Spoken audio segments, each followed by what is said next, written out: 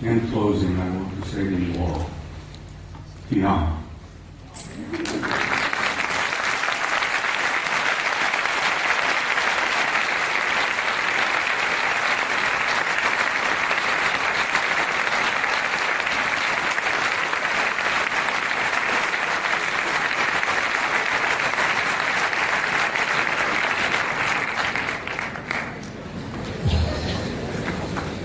Bien, ha llegado el momento del descanso.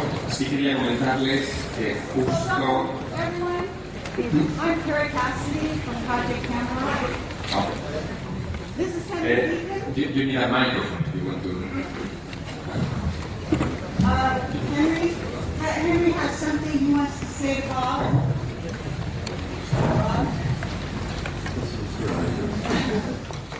This is Henry Deacon. And we just want to say something here. This is Henry Deacon from Project Camelot, for those of you who are familiar with our website. And he's here today, and he's here at the conference. He has something he'd like to say to Bob about Mars. I don't have any words, but Bob has expressed everything that I would have said. I can confirm it because I've been working in top secret for 30 years, and above top secret. We've shared a common background, but I just met him recently here. And I can only say that, yes, there's life on Mars, there are bases on Mars. I've been there. And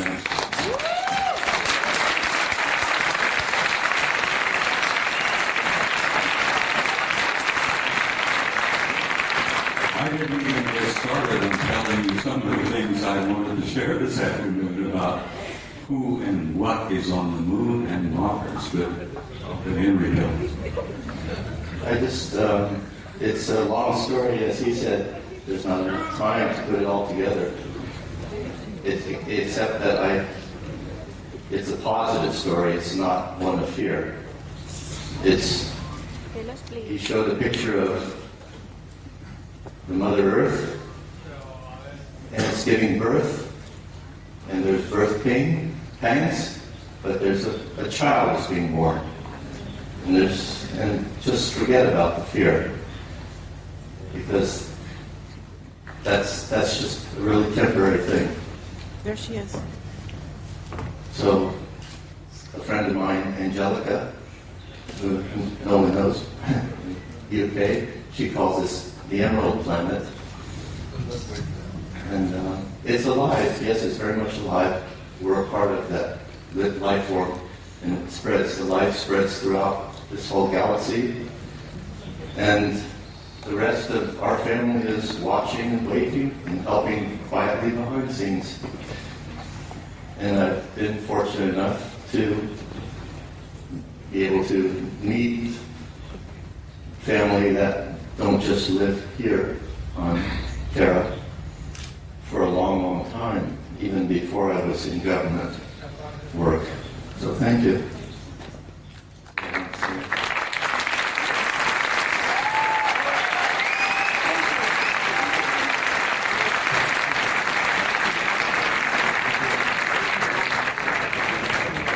Ladies and gentlemen, am I still broadcasting? Henry Deacon, for those of you who don't know.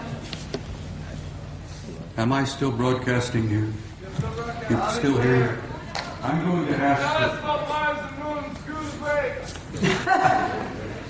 I was going to share a small story with you before I ran out of time. I'm going to ask the gentleman to please bear with me and give me just a few moments.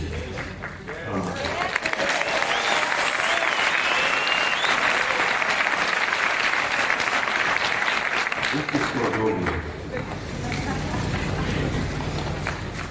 I attended my son's retirement ceremony in Washington, D.C. in November.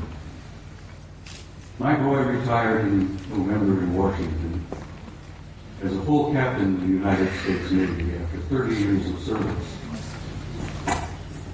And while I was at this retirement party, the room was filled with admirals and generals, and retired commanders and captains and so on. And we all had something cool in our hands, and we were all moving around among each other, amiably and relaxed, you know. A retired Navy scientist, whose name must remain untold, came up to me, nudged me. He says, I know you. I said, yes, I'm Eric's father. No, he said, I know you. You're that notorious retired command sergeant major with the big mouth. And I said, yes, I go to that. He says, I had to share something with you before the party was over. He said, I retired several years ago.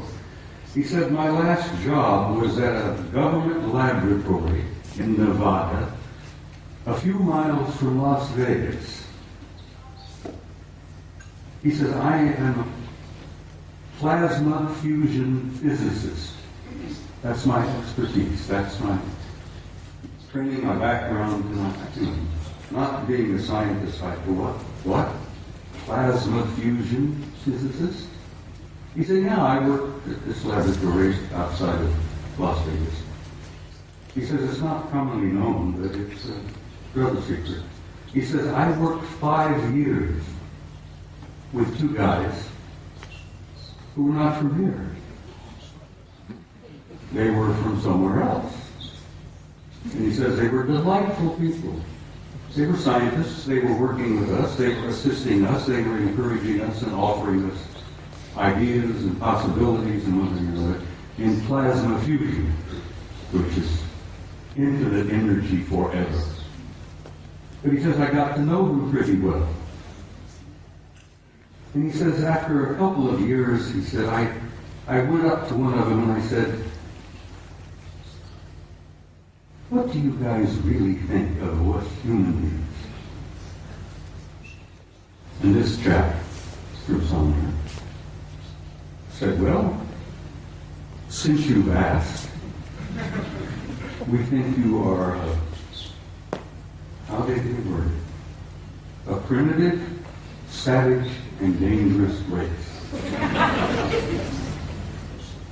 And the scientist said, I had to agree with him. We are. We're a primitive, savage, and dangerous race at the moment.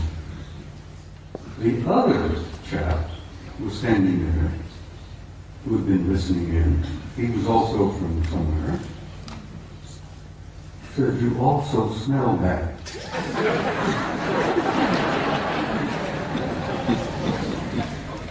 You humans stink. In nothing personal, mind you know.